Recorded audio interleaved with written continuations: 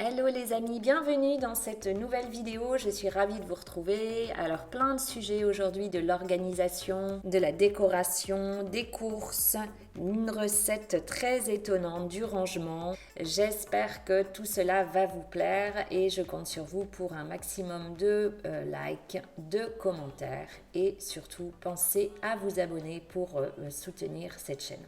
On va réaliser le produit ménager, donc on utilise pour les surfaces, multi-surfaces en fait. Plan de travail de cuisine, c'est très bien, la salle de bain, nettoyer vos meubles, vos tables, enfin voilà.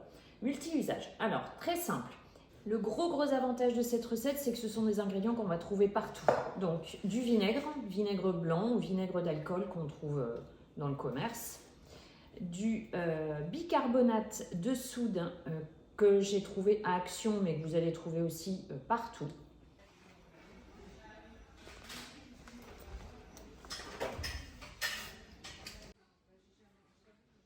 Besoin, alors soit des huiles essentielles, donc moi j'ai pris là 2 parfums pour vous montrer.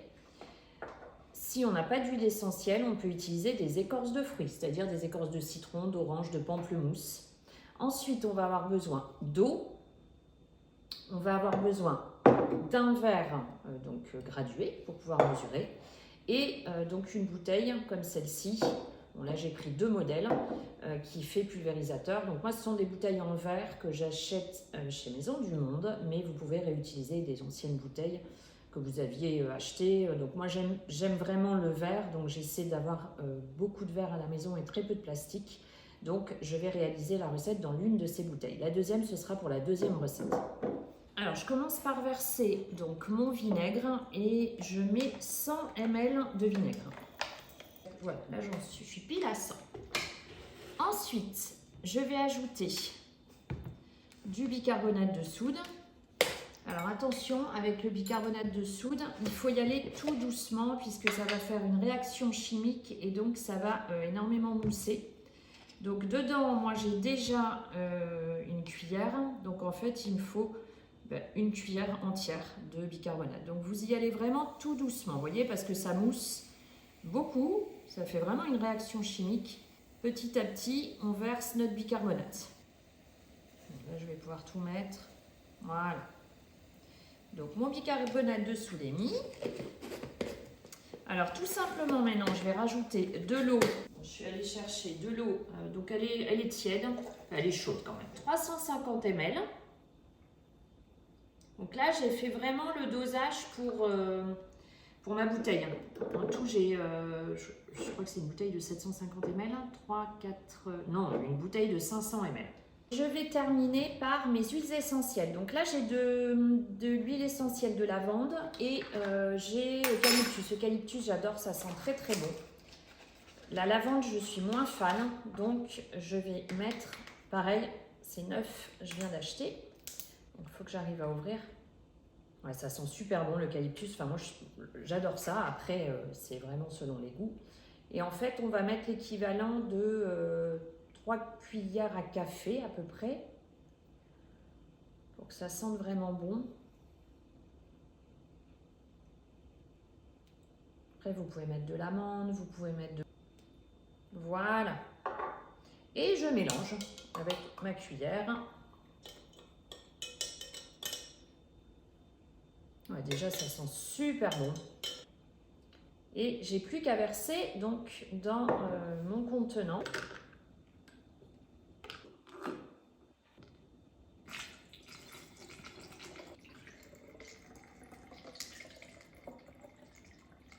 Bon, mais j'ai fait un tout petit peu trop. Et mon produit est prêt. Donc, je vais pouvoir l'utiliser. Voilà, mon multi-usage est prêt. Donc, si vous n'avez pas d'huile essentielle, je rappelle, vous mettez des écorces de fruits et vous laissez macérer 15 jours par contre, avant d'utiliser. Donc, c'est plus long. C'est pour ça que moi, je préfère le faire avec les huiles essentielles. Donc, le premier est prêt. Deuxième recette. Alors, la deuxième recette, on va réaliser un purificateur d'air parce qu'on va y mettre quelque chose qui va effectivement assainir la maison. Et également, ça va donner une bonne odeur à votre intérieur. Vous pourrez le mettre sur les rideaux, sur vos canapés, sur vos tapis, dans l'air tout simplement également. Alors, il me faut donc ma deuxième bouteille. Il va me falloir de l'eau chaude, donc j'ai déjà chauffé. Il va falloir des petites billes d'adoucissant. Donc bon, celles-ci viennent d'Action. Elles sont très très petites par rapport à des billes qu'on peut trouver en Lénore qui sont plus grandes. J'en ai, je vais aller vous les chercher. Et il faut du bicarbonate de soude. Voilà, celle-ci. Celle-ci, c'est plus la marque Lénore. Donc elles sont plus grosses. Elles sont beaucoup plus grosses que celles qu'on trouve à Action. Moi, j'aime bien utiliser celle-ci pour ma lessive et je prends, c'est beaucoup moins cher en fait, la marque Action pour faire mon parfum d'intérieur. Et je vous avais partagé dans une précédente vidéo, jusqu'à fin mars, vous avez encore des promotions jusqu'à 70, 80, 90% dans certains magasins comme Intermarché, Carrefour, pour tout ce qui est adoucissant justement, lessive, etc. Donc profitez-en parce qu'après la loi passe et on n'en aura plus. Donc, je mets 30 g d'adoucissant, donc de billes, donc toujours ici dans mon verre doseur. Je mets ensuite donc 350 ml d'eau chaude, donc là elle est bien chaude, hein, comme ça va bien se dissoudre. Les petites pastilles, donc ce qu'on peut faire c'est mélanger après, voilà comme ça. Et donc pour assainir, on va rajouter le bicarbonate de soude. Je vais rajouter une cuillère, alors pas une grosse cuillère comme tout à l'heure, l'équivalent à peu près d'une bonne cuillère à café plutôt. Et comme ça va assainir en même temps l'intérieur. Bon, j'aurais pu en faire un peu plus pour ma bouteille. Donc je mélange. Donc déjà là, ouais, ça sent super bon. Donc comme tout à l'heure, avec mon entonnoir, je vais verser donc mon produit ménager maison. Voilà. Bon, je rouvrirai pour refroidir, mais c'était pour vous montrer. Donc j'ai mes deux produits ménagers de près. Donc celui-ci surface, toute surface pour laver, et celui-ci pour un parfum d'intérieur et puis pour parfumer vos rideaux, votre intérieur, vos canapés, vos tapis. Voilà, je le laisse ouvert pour l'instant. Si vous me suivez sur Instagram, vous savez que j'aime beaucoup utiliser du verre, j'évite un maximum le plastique. J'aimerais beaucoup avoir des contenants qu'on puisse remplir directement en magasin. Je sais que ça commence à se faire. En attendant, moi j'enlève tout le plastique, je mets tout donc dans mes bouteilles en verre, j'organise et j'aménage la cuisine joliment. Je mets mes produits à proximité de l'évier pour les avoir toujours sous la main. C'est une petite astuce aussi. Essayez de mettre à proximité de vos coins d'eau, donc évier, lavabo de salle de bain, pour pouvoir avoir accès tout le temps au nettoyage de suite. Je continue avec ce contenant que j'ai trouvé chez Maison du Monde et pareil, j'y mets tout ce qui est assouplissant. Alors j'ai vu que dans des magasins comme Intermarché, il y a également du vrac en liquide vaisselle, en lessive. Bon, j'ai pas encore pris le temps de m'y intéresser et c'est vrai, comme j'ai fait beaucoup d'opti avec les 80%, les 90% remboursés, pour l'instant j'ai encore des bouteilles malheureusement en plastique. J'ai aménagé également le coin machine. Je vous montre un petit peu, j'ai fait du DIY, donc des étiquettes maison. Je suis allée sur le site Canva et je les ai faites donc tout simplement moi-même, et ensuite le principe est d'imprimer, de plastifier. Donc ma grande fille a une plastifieuse qu'elle a trouvée à Action, avec les feuilles également, et donc on s'est amusé à se créer nos étiquettes et nos affiches également. Je vais vous montrer après, plutôt que d'acheter des posters sur des sites, on a fait nos affiches nous-mêmes pour la salle de bain et pour les toilettes. Les toilettes, je ne vous le montre pas aujourd'hui, mais vous verrez dans une prochaine vidéo. Donc voilà le principe. On s'est amusé à tout créer ensemble, et ensuite donc il faut effectivement s'équiper en une plastifieuse. On a également fait des affiches de meal prep, des organisations pour toute la semaine. Bon, là j'ai une luminosité qui est un peu moins intéressante, moins sympa, parce que c'était le soir. On s'est mis à faire ça ensemble. Voilà, tout ça vient d'Action, et donc on a fait notre DIY.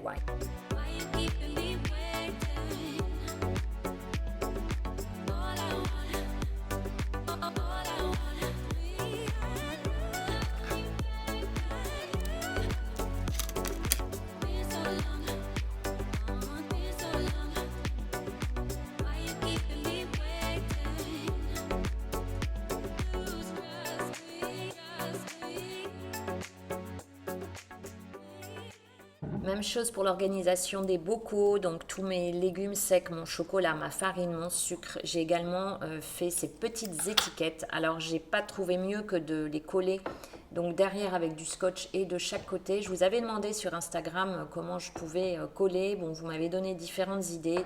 Il y a également des astuces avec du lait. Il faut tremper les étiquettes un moment dans le lait. Je ne m'y suis pas encore intéressée, donc pour l'instant, j'ai scotché et j'aime beaucoup le rendu.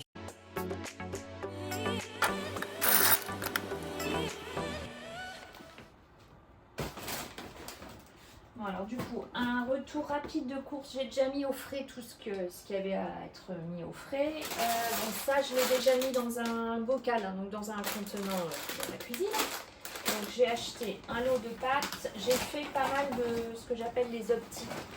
Donc des produits remboursés en partie ou alors avec des belles réductions. J'ai acheté pas mal de farine puisque vous doutez bien que j'en fais une consommation assez importante.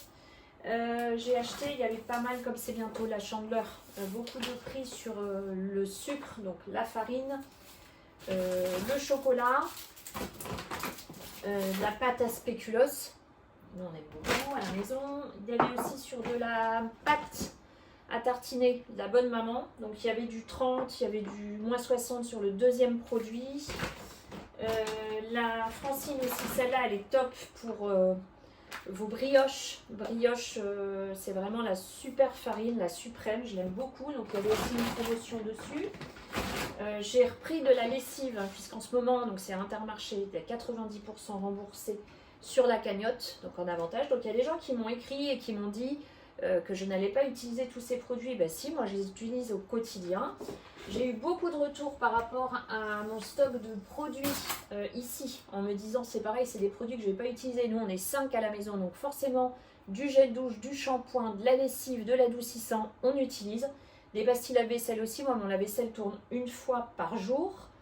Et le mercredi et les week-ends, 2 fois par jour. Donc autant vous dire que des pastilles lave-vaisselle, vu le prix des pastilles lave-vaisselle, quand elles sont à 90% remboursées, même 80%, moi je n'attends pas, je vais de suite. Il faut y aller les premiers jours. Et sachez qu'avec la loi qui passe au mois de mars, enfin qui est appliquée au mois de mars, on n'aura plus du tout ce genre de promotion dans les magasins. Donc je préfère faire un gros stock. Le pouvoir d'achat diminue, on le sait tous, et c'est vraiment important de faire des stocks pour pouvoir faire des économies. Enfin, moi, je vois les choses comme ça dès maintenant.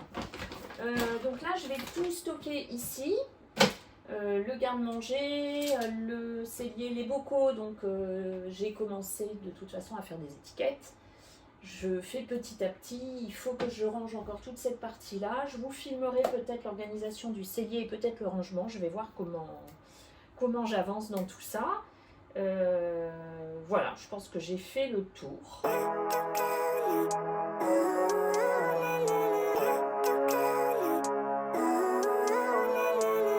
Living life, every day, late at night, not okay.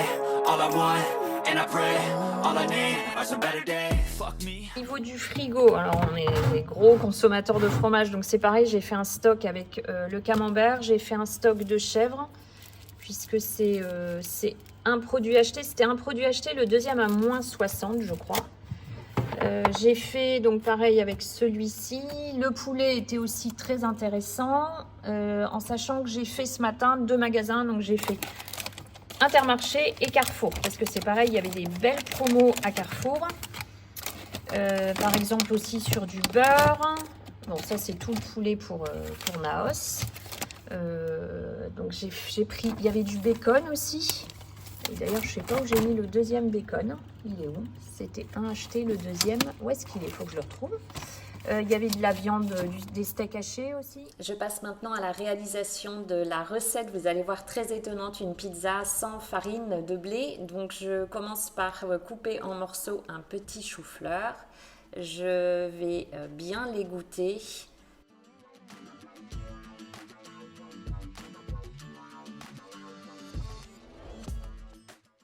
Puis je le mixe. Alors j'ai toujours un tout petit mixeur, mais je l'aime beaucoup. Donc je fais petit à petit jusqu'à avoir mixé entièrement mon chou-fleur. Je fais bouillir de l'eau salée, j'en mets jamais trop puisque nous on évite le sel, et je fais cuire pendant 3 minutes le chou-fleur mixé. Juste après la cuisson, j'égoutte et surtout je le refroidis donc pour arrêter, interrompre, stopper la cuisson. Donc je verse de l'eau froide sur mon chou-fleur mixé. Et ensuite, ce qui est très très important dans cette recette, c'est d'enlever toute l'eau. Donc moi, à l'aide d'une maryse, je viens écraser donc le chou-fleur pour que toute l'eau se retire, fait un maximum d'eau. Si vous voyez que vous en avez encore, vous pouvez également le mettre dans un torchon et presser le torchon pour vraiment enlever toute l'humidité. Ensuite, je place mon chou-fleur mixé dans un saladier. J'ajoute du parmesan. J'ajoute une petite pincée de sel, mais je vous dis, nous on n'en met pas beaucoup, un petit filet d'huile d'olive et je termine par un œuf entier.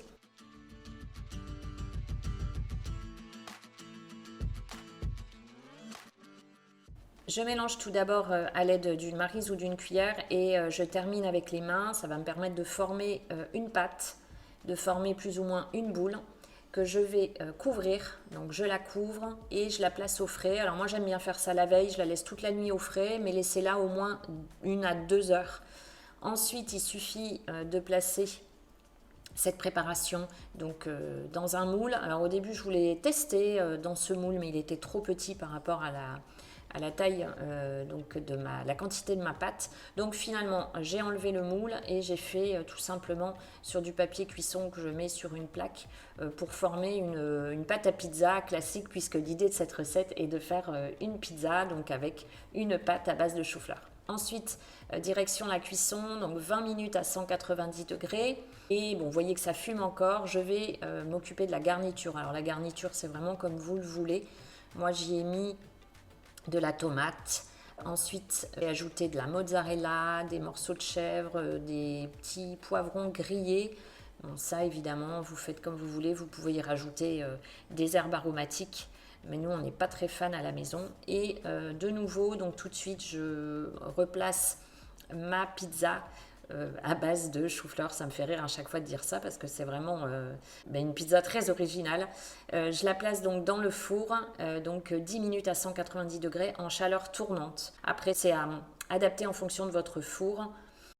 J'espère que cette nouvelle vidéo vous a plu. Pensez à la commenter, à la liker, à la partager. Vous pouvez aussi vous abonner pour faire évoluer ma chaîne. Je vous retrouve dimanche prochain pour une nouvelle vidéo.